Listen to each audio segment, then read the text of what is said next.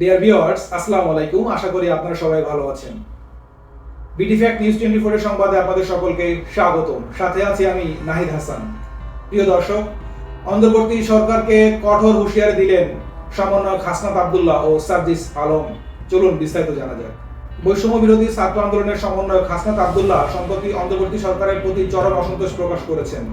তিনি বলেন, যারা ক্ষমতায় আছে এবং ক্ষমতার কাছাকাছি আছে, আমরা কাউকে আর বিশ্বাস করতে চাই না। চলুন তার গুরুত্বপূর্ণ মন্তব্য শুনে আসি।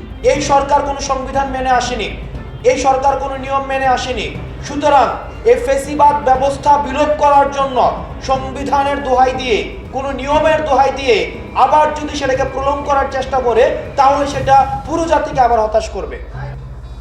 আমরা এখনো পর্যন্ত ওই ধরনের প্রত্যাশিত কোনো ধরনের স্টেপ দেখিনি যেটির মধ্য দিয়ে প্রমাণ হয় যে এই সরকার একটি বিপ্লবী সরকার।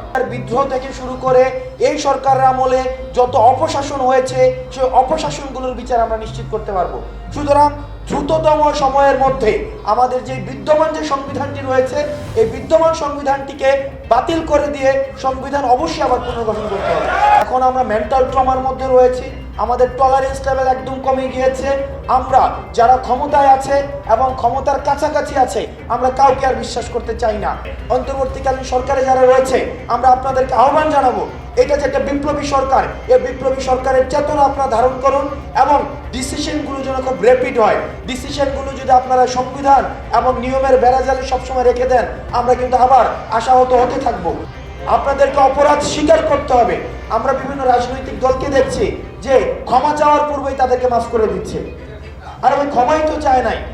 আমরা কি শুনেছি যে আওয়ামী লীগ এই পর্যন্ত কোনো বক্তব্য দিয়েছে? তাদের এই গণহত্যার জন্য তারা কি মাফ চেয়েছে? তো তারা মাফ চাওয়ার পূর্বে আপনারা কাদের ম্যান্ডেট নিয়ে আপনারা তাদেরকে ক্ষমা করে দিচ্ছেন? আওয়ামী লীগ যতদিন না পর্যন্ত তারা অ্যাপোলজি করে, বিচার নিশ্চিত করে এবং যতদিন না পর্যন্ত জনতা সিদ্ধান্ত নেয়, ততদিন পর্যন্ত আওয়ামী লীগের পাবলিক অ্যাক্সেস আমরা ছাত্র জনতা কোনোদিন হতে দিব না। দ্রুততম সময়ের মধ্যে বিগত যে 3টা সংসদ ছিল, এই 3টা সংসদকে কেন অবৈধ ঘোষণা করা হবে না? কারণ কনস্টিটিউশনে ছিল যে ডেমোক্রেসিকে আমাদেরকে সর্বোচ্চ জায়গায় রাখতে হবে। তারা যেহেতু ডেমোক্রেসি হত্যা করেছে এবং হত্যা করার কাজে অংশগ্রহণ করেছে, সুতরাং এই 3টা সংসদে যারা ছিল তাদেরকে রাষ্ট্রদ্রোহী মামলা দিতে হবে। আরেক সমন্বয়ক সার্জিস আলম বলেন, যারা সরকারের সহযোগিতা করেছে তাদের বিচার না করলে ছাত্র জনতার রক্তের মর্যাদা নষ্ট হবে। তিনি সরকারের কাছে দাবি করেন, এ জাতীয় বিচার প্রক্রিয়া দ্রুত সম্পূর্ণ করতে হবে এবং বর্তমান সরকার যদি দোষীদের দায়মুক্ত করে, তাহলে এটি সামগ্রিক সামাজিক ন্যায় বিচারের প্রতি বিশ্বাসকে ক্ষতিগ্রস্ত করবে। চলুন আরো বিস্তারিত শুনে আসি তার মুখ থেকে।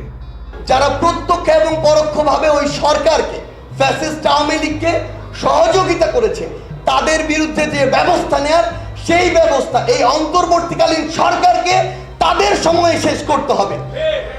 যদি তারা এটি না করতে পারে, যেই রক্তের উপরে দাঁড়িয়ে তারা ওই আসনগুলোতে বসেছে, সেই রক্তের মর্যাদা তারা নিজেরা নষ্ট করছে। অন্তর্বর্তীকালীন সরকারকে একটি কথা বলি, আপনারা আজকে অন্তর্বর্তীকালীন সরকারের প্রধান উপদেষ্টা কিংবা উপদেষ্টা হয়েছেন হাজার হাজার জীবনের রক্তের উপরে। আমার 1.5 লক্ষ ভাই বোন রক্ত দিয়েছে, হাসপাতালে এখনো কাতরাচ্ছে, রক্তের দাগ এখনো শুকায় নাই, ওই যে সেলাইগুলো সেগুলো এখনো শুকায় নাই।